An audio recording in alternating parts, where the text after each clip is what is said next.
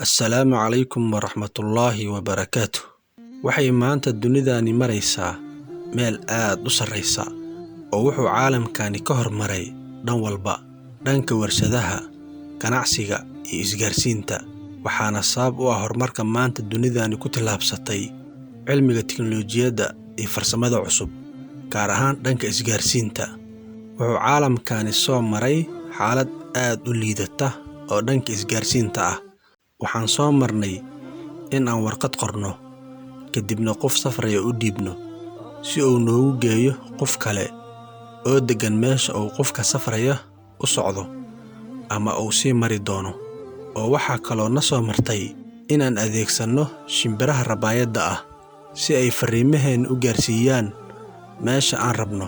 Sidoo kale waxaa jiri jiray boostaale ku wareega magaalooyinka, tuulooyinka iyo xaafadaha, ka oo fariintii loo soo dhiibay u geynayay qofkii loo soo diray fariinta. Waxaa dhici jirtay xaalado badan oo dhimasho ah ama dhibaatooyin kale ah oo haddii ay jiri lahayd isgaarsiin wanaagsan wax laga qaban lahaa. Haddaba dhibka isgaarsiin la'aanta waxay keentay inuu bini'aadamkii fakaro oo xal raadiyo. Waxaa kolkii dambe bulshadii caalamka ku noolayd ka farxiyay oo isgaarsiin u keenay aqoonyahan lagu magacaabo Alexander Graham Bell, ka oo sameeyay telefoonkii ugu horreeyay ee dunidan laga isticmaalo. Laakiin Alexander ma ahayn shakhsigii ikhtiraacay telefoonka. Waxaa iska leh hal abuurka telefoonka aqoonyahan Talyaani ah oo lagu magacaabo Antonio Meucci. Haddaba isgaarsiinta dhanka telefoonka ayaa maalinba maalinta ka dambaysa sii hormaraysay, waxaana mar walba soo baxayay caqabado dhanka isgaarsiinta ah. Haddii telefoonkii la ikhtiraacay isla markaana la isticmaalay, haddana wuxuu noqday wax meel iska yaalla oo halkiisa looga imaanayo laguna isticmaalayo. Bini'aadamkana waa kan socda una baahan mar kasta isgaarsiin la socota. Mar labaad ayay dunidii caqabad kale madax la gashay oo waxay u baahatay isgaarsiin meel walba laga heli karo oo qofka la socota marnaba aan ka haraynin. Haddaba waxaa soo baxay oo la ikhtiraacay isla markaana dunidii ka faa'iidaysatay waxa maanta loo yaqaano moobil ama telefoonka gacanta, ka oo maanta wax badan bulshadii u fududeeyay. Waa la sii hormariyay oo waa kan maanta aad arkayso waxa loo yaqaano smartphone ama telefoonka caqliga badan oo in badan aan isticmaalno, annagoo u adeegsanayna dhanka internetka, kana akhrisanayna wararka, kana daawanayna muuqaalada, sidoo kalena ka baarayna wax kasta oo u baahanno. Haddaba faa'iido weyn ayuu u soo jiiday moobilka bini'aadamkii. Wuxuu u soo gaabiyey masaafadii dheerayd ee qofka danta leh u qasbaysay inuu jaro. Wuxuu u beeqaamiyey wakhtigii. Inkastoo maanta dad badan uu wakhtiga ka dilo, haddana shakhsiyaadka ilaashada wakhtiga wuu u beeqaamiyey. Wuxuu kaloo noo fududeeyey isla markaan noo sahlay in aan la xiriirno qofka aan doonno meesha uu doonaba ha ka joogay dunidan. Haddaba yaa ikhtiraacay telefoonka gacanta ee loo yaqaano moobil ee maanta dunidii isku furfuray? Ninkani waa tumaalkii hal abuuray ama ikhtiraacay telefoonka gacanta, waxaana lagu magacaabaa Martin Cooper. Asalkiisa waa Yahuudi. Qoyskiisa waxay ka soo haajireen dalka Ukraine ee jaarka la ah waddanka Ruushka, waxayna reer ka soo degeen dalka Maraykanka. Wuxuu tumaalkani dhashay 26 Diseembar 1928, wuxuuna ku dhashay magaalada Chicago ee wilaayada Illinois. Wuxuu ahaa aabbaha reerka, mid masruufka qoyskiisa ka kasbada badeecad oo macaamiisha guryaha ugu geeyo. Martin ayaa ahaa inta uu dhiganayay iskuulka arday aad u jecel waxbarashada, wuxuuna gaar ahaan aad u xiisayn jiray tijaabooyinka. Waqti badan ayuu ku qaadan jiray laabka iskuulka, asigoona tijaabooyin badan samayn jiray. Markii uu Martin ka qalin badashay iskuulka, wuxuu ku biiray macadka tiknoolajiyadda ee Illinois, wuxuuna sanadkii 1950kii macadka Illinois ka qaatay shahaado baaj ah oo dhanka tumaalnimada korontada ah. Inta uu wax ka baranayay macadka ayay Martin ku adkaatay inuu iska bixiyo qarashaadka waxbarashada, wuxuuna ku qasbanaaday inuu ka mid noqdo ciidanka Maraykanka. Wuxuuna Martin ka soo shaqeeyay xuduudka u dhaxeeya labada Kuuriya oo ah aad u halis badan. Mar labaad ayuu Martin ku soo laabtay macadka tiknoolajiyadda ee Illinois, wuxuuna sanadkii 1957 ka qaatay shahaado master ah oo dhanka korontada ah. Martin ayaa markii uu soo qalin jibiyey ka shaqo bilaabay shirkadda lagu magacaabo AT&T, taas oo ahayd shirkad ka shaqaysa dhanka isgaarsiinta. Inkastoo Martin qaadanayay mushaar wanaagsan, haddana ma ahayn gebi ahaanba qof ku qanacsan shaqada uu hayo shirkadda, waayo saynisyahanada ka shaqeeya shirkaddani waxay ahaayeen kuwo dabran oo ma lahayn xorriyad ay wax ku ikhtiraacaan ama ay tijaabooyin ku sameeyaan. Waxay ahaayeen kuwa fuliya awaamiirta madaxa shirkadda. Sidoo kale waxaa jiray nin madax ka ahaa shirkadda oo faashil ahaa, waayo wuxuu ahaa qof aan ixtiraamin isla markaana aan dhagaysanin talooyinka wanaagsan ee shaqaalaha. Martin ayaa ninkaasi u soo bandhigi jiray hindisooyin cajiib ah, laakiin nasiib darro ninkii ku camal fali lahaa oo ka faa'iideysan lahaa aragtida iyo hindisooyinka horumarka leh ee uu Martin soo gudbinayay.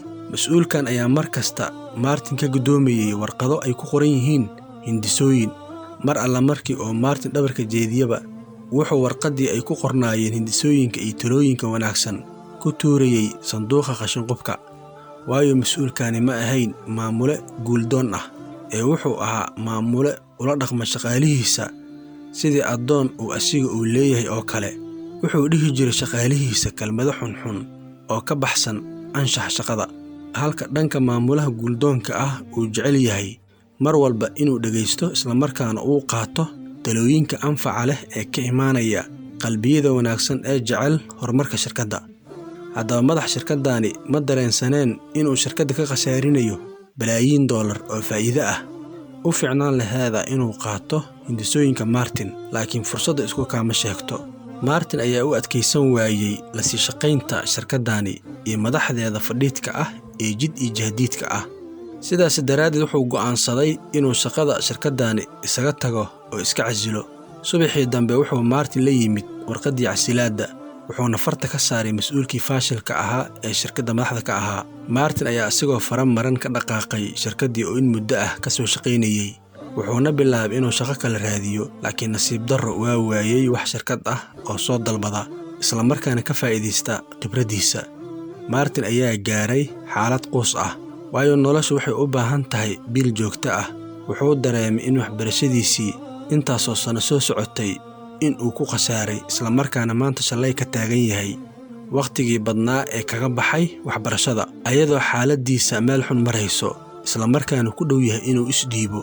Ayaa si kadis ah shirkad u soo dalbatay, waxayna ka codsatay inuu si degdeg ah ku soo shaqo tago.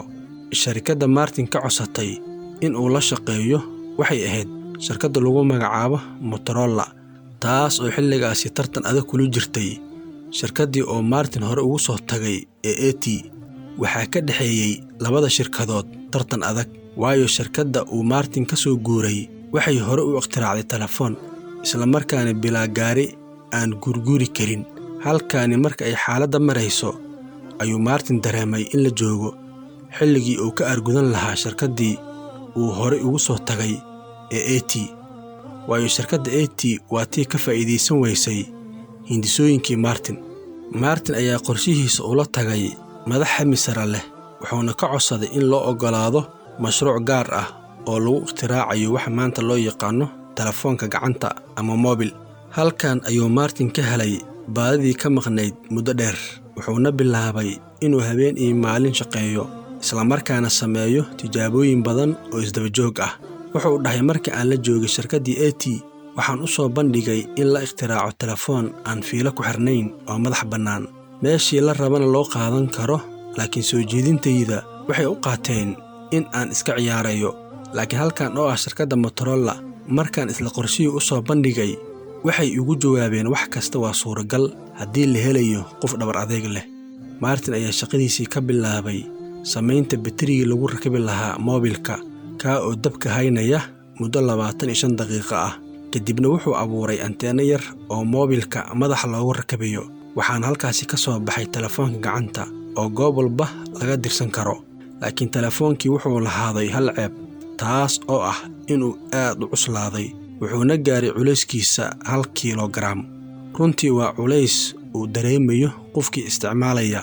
Kolkii uu dhameeyay Martin farsamaynta telefoonka, wuxuu sameeyay arrin qariib ah, taa oo ahayd inuu ka aarsaday shirkaddii iska diiday in ay ka faa'iideysato cilmigiisa iyo khibraddiisa, waayo wuxuu Martin ballansaday saxaafadda, wuxuuna soo dhex istaagay waddo weyn oo dadka oo dhan wada arkayaan. Wuxuuna si toosa u wacay madaxii shirkaddii uu ka soo tagay oo lagu magacaabi jiray Joel Angel, wuxuuna ku dhahay, soo dhowaaw Joelow, anigu waxaan ahay Martin, waxaana kuu soo wacay inaan kuu sheego inaan kaala soo hadlayo hadda telefoonka gacanta. Laga soo tag wixii jacburka ahaa ee aad gaarigii ka daba waday. Maalintii xigtay waxay saxaafaddii Maraykanka soo bandhigtay sawirka Martin oo ku hadlaya telefoonka gacanta.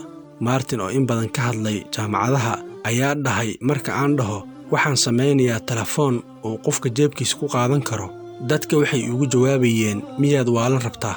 Haddaba Martin oo kale waa nagu dhex jira haddaan nahay Soomaali, laakiin wuxuu u baahan yahay inuu dhaqaaqo, annagana aan dhiirigelinno.